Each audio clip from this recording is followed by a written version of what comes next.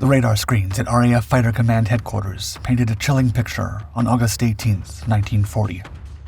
Multiple formations of German aircraft approached from different vectors across the English Channel.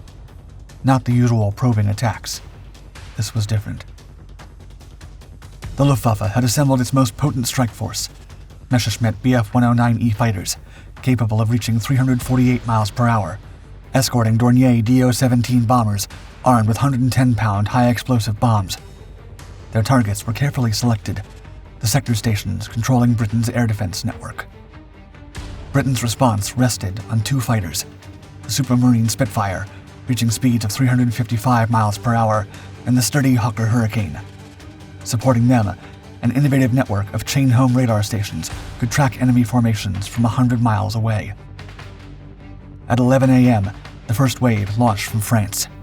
By noon, 580 German aircraft would be airborne, executing a precisely choreographed assault on multiple RAF airfields. As radar operators watched their screens fill with unprecedented numbers of enemy aircraft, Britain's sophisticated network of defenses faced its ultimate trial. The next 14 hours would reveal whether this intricate system of technology, coordination, and human courage could survive the most concentrated aerial assault in military history. In the summer of 1940, Europe lay in ruins. The swastika now flew over Paris, Brussels, Amsterdam, Copenhagen, and Oslo. France was stripped of its once mighty military power and fell to the Nazi regime in just 6 weeks. Britain now stood as the last hope of freedom in Western Europe. The English Channel, Britain's most significant natural barrier for centuries, was now their last boundary between liberty and tyranny. Now, the German High Command had a new objective: crush Britain's air defenses and leave Churchill no choice but to negotiate, making the risky invasion plan, Operation Sea Lion, unnecessary. To this end, the Nazis launched the Battle of Britain. The enormous task fell to the fearsome Luftwaffe, led by Reichsmarschall Hermann Göring, with hundreds of battle-hardened veterans at the Blitzkrieg, confident in their abilities and machines. Leading this force was the Messerschmitt Bf 109E, capable of reaching 348 miles per hour and armed with powerful cannons and machine guns. Supporting it were the Dornier Do 17, Henkel HE-111, and Junkers Ju-88 bombers. To crush air defenses, the Luftwaffe initially focused on British shipping convoys in the English Channel from July 10th to August 8th, aiming to weaken supply lines and test the RAF's response. However, this Phase 1 attack alone couldn't deliver the decisive blow Germany needed to achieve limited success. Now, after sustaining heavy aircraft losses in their spring campaigns, they were forced to delay their larger assault. By August, the Luftwaffe was ready to launch a full-scale offensive on Britain's airfields, radar stations, and cities alike, in a bid to crush British resistance from every angle. By the spring of 1940, the Royal Air Force's Fighter Command was in a big predicament. Expecting long-range bombers without fighter support and failing to anticipate France's fall or that German fighters would soon operate from nearby bases, these miscalculations led to rigid and flat-out outdated RAF tactics designed for distant bomber engagements and ineffective against agile German fighters. In contrast, the Luftwaffe's flexible two-fighter Rota pairing technique allowed pilots to cover each other's blind spots and move fluidly in combat. Nonetheless, the British had a trick up their sleeve: radar. By the summer of 1940, as the Battle of Britain grew in force, the chain-home radar stations along the coasts could detect incoming aircraft from Europe at most altitudes, tracking formations over 100 miles away. Once these enemy aircraft were detected, the interception process was quick and well-coordinated. Radar pilots were relayed to Fighter Command HQ, where operators compared them to known RAF movements to distinguish friend from foe. Hostile aircraft were then mapped, and operations rooms directed British fighters, deciding where and when to intercept, while local controllers guided pilots into position. However, radar had limitations, struggling at altitudes above 25,000 feet, unable to measure exact numbers and covering only approaches over water. Still, this sophisticated defense network allowed the RAF to respond strategically. While outnumbered by the Luftwaffe, The RAF was equipped with two of the war's most iconic fighters, the Supermarine Spitfire and the Hawker Hurricane. The Spitfire, with its elliptical wings and powerful Rolls-Royce Merlin engine, could reach speeds of up to 355 miles per hour. It was a powerful weapon in the right hands. Meanwhile, the older Hurricane, although slightly slower at 339 miles per hour, was a sturdy and reliable fighter that could absorb significant damage and still bring its pilot home. Aboard these aircraft were a small but determined band of pilots, many barely out of their teens, who would soon be immortalized by Prime Minister Winston Churchill as the Few. Driven by duty, fierce love for their country, and an understanding that Britain's survival was hung by a thread, these young men readied themselves to defend their homeland at any cost. In August, the Luftwaffe intensified its assault on Fighter Command, targeting RAF airfields. Through these hot summer days, tension built like a gathering storm. The Luftwaffe probed and pressed, searching for weaknesses in Britain's defenses, while RAF pilots flew sortie after exhausting sortie, barely sleeping between missions. Building up to a decisive strike, the Germans launched a major attack on August 12th, but it fell short of their expectations. The next day, Adlertag, or Eagle Day, the Luftwaffe's air strength was nearly at full force, but missteps in intelligence limited their impact. Even after sustaining heavy losses on August 15th, the Luftwaffe regrouped, determined to deliver their most powerful assault yet. By the 17th, German intelligence estimated that the RAF had only 300 operational fighters left, based on pilot reports and assessments of British production. In reality, the RAF had 855 serviceable fighters, along with 289 in storage and 84 at training units, totaling 1,438 fighters, double their numbers from early July. Still confident that RAF defenses were waning, the German High Command greenlighted a major strike on RAF sector stations the next day. The Luftwaffe strategy was straightforward: target key RAF airfields in southeast England, primarily those under Keith Park's No. 11 Group Command. The critical sector stations, RAF Kenley, Biggin Hill, and Hornchurch, formed a protective ring around the capital. These bases, each controlling multiple squadrons and satellite airfields, were vital to directing RAF fighters into combat. The morning of August 18, 1940 began with diversionary attacks meant to draw RAF fighters away from main targets. The German Air Force's strategy depended on overwhelming numbers and surprise, but logistical challenges and communication issues complicated coordination. After a sudden morning haze delayed the launch of the operation, just past noon, the Luftwaffe made it across the English Channel and into British airspace. Radars detected large formations approaching the coast, and sirens wailed as pilots scrambled to their aircraft, particularly at Kenley, a critical sector station just south of London. Integral to RAF operations, the Luftwaffe's plan for Kenley Air Base was meticulous, unfolding in three separate waves. First, high-altitude Junkers Ju-88 bombers would target buildings and hangars from above, devastating these critical infrastructures. Next, a larger formation of 27 Dornier Do-17 bombers would target the runways, attempting to render them unusable. Finally, around noon, a specialized low-level unit of 9 Do-17 bombers would fly in to finish off anything that remained of Kenley. Low-level bombers closed in on Kenley around 12:40 p.m. Leading the charge, Hauptmann Joachim Roth and his Dorniers swooped over the airfield, releasing 110-pound bombs fitted with fuses for low-altitude detonation. Within moments, explosions tore through hangars and shelters, with aircraft inside destroyed or disabled as fires erupted across the area.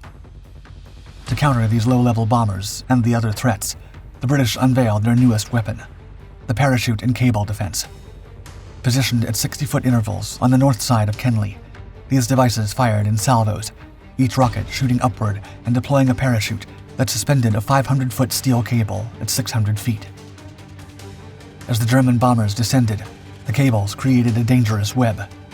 If a plane struck one, a second parachute would deploy, tangling the aircraft and sending it into an uncontrolled spin. Simultaneously, RAF Hurricanes from No. 111 Squadron scrambled to engage the Dorniers as they attempted to flee Kenly. In the ensuing dogfight, one Hurricane was downed, though it can't be confirmed whether it was by German gunfire or friendly anti-aircraft fire. Meanwhile, others forced the Dorniers into evasive maneuvers, causing these low-flying models to struggle to maintain their precision targeting. Despite the coordinated assault and visible damage to the airfield, Kenly was not entirely knocked out.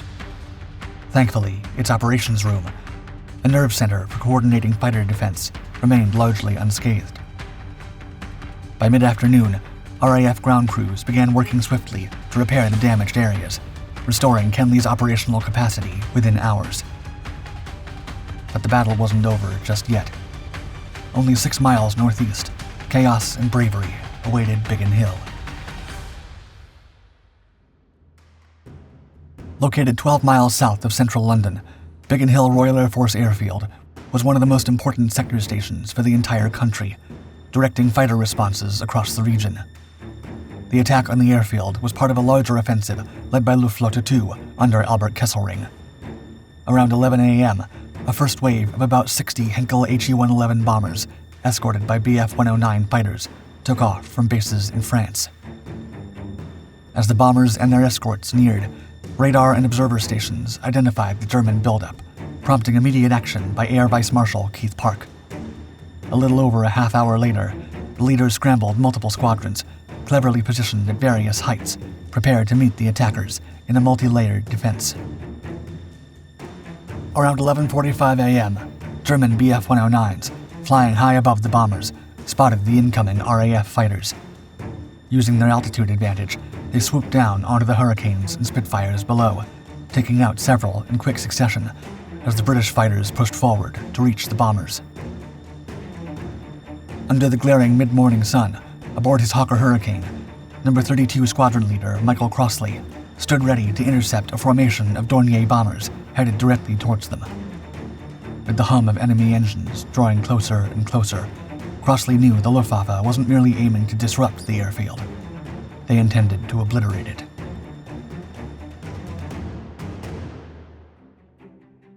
With the Germans now in sight, Crossley directed his Hurricane fighters straight into their path, aiming to break up the tight formation. At full throttle, the squadron leader positioned himself in the lead position, spotting a Dornier Do-17, also leading one of the formations.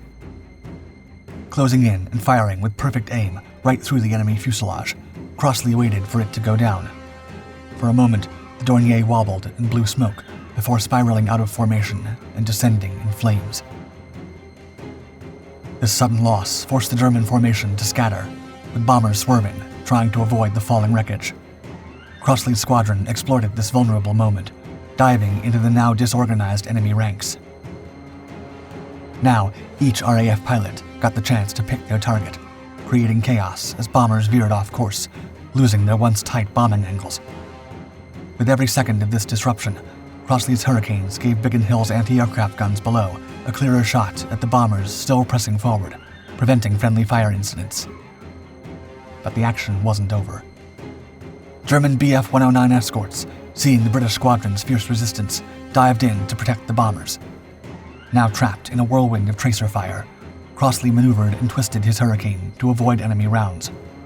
In one split-second move, he ducked beneath an enemy and climbed sharply, positioning himself above another bomber and firing again, ripping into the enemy aircraft. Crossley maintained command throughout the intensity of battle, rallying his men to stay on the bombers and prevent them from regrouping. Despite men like the squadron leader cleverly disrupting the enemy formations and bombing accuracy, several bombs struck critical areas of the airfield, damaging hangars and leaving portions of the runway cratered. Sadly, other bombs landed on civilian property. Just after noon, the German bombers, now short on fuel and burdened by their multiple losses, began their withdrawal as British fighters continued to harass them, specifically targeting damaged and slower-moving aircraft, causing the day's last sporadic, close-range engagements. By 12:30 p.m., the bulk of the German force had cleared the Biggin Hill area, with remaining Bf-109 escorts doing their best to cover the retreating bombers. While the damage to Biggin Hill was significant, the airfield was not fully disabled, allowing the station to remain operational for defensive sorties that same day. As Kenley and Biggin Hill were being mercilessly attacked, men and women working at Hornchurch, a key RAF airfield near London, spotted a large formation of Luftwaffe aircraft approaching, and the defenders scrambled to intercept the formation, resulting in intense dogfights in the skies over and near the airfield. Once again, the RAF's quick response limited the damage. Many German bombs landed outside their intended targets, with some only partially affecting the base's runways and infrastructure. Around 1 p.m., Poling Radar Station in West Sussex, a vital part of Britain's radar network, came under direct attack from a group of powerful Stuka dive bombers, flying in a tight formation to maximize their impact on the installation. These fearsome German Stukas quickly made their presence felt. Rolling over at 13,000 feet, their Jericho trumpets mounted on their landing gears howled at loud volumes as they plunged in near-vertical dives, the pilots aiming through their iconic transparent cockpit floor panels.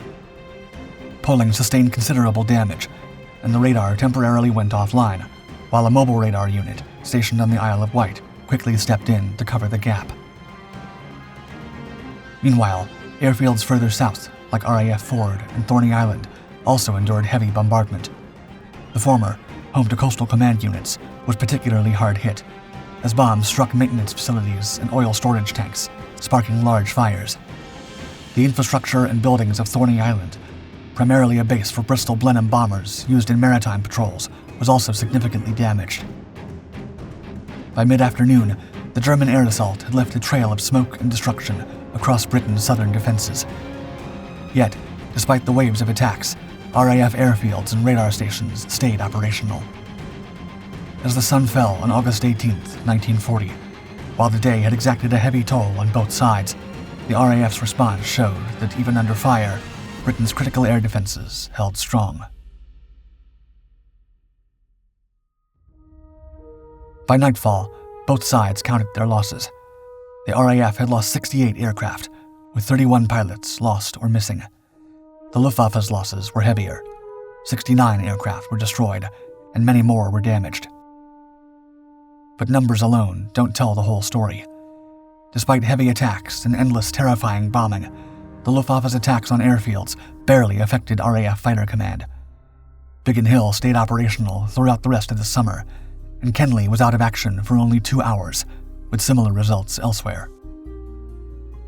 And while the fiercely strategized German bombers, sent in waves of 50, could drop up to 85 tons of bombs, it simply wasn't nearly enough to take down multiple airfields. Although not the first or last attack of the Battle of Britain, for the RAF pilots, ground crew, and radar operators, August 18, 1940 had indeed been the hardest day.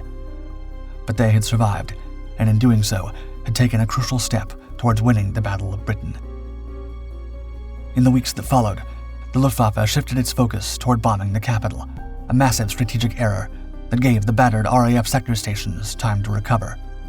By mid-September, it was clear that the tide had turned.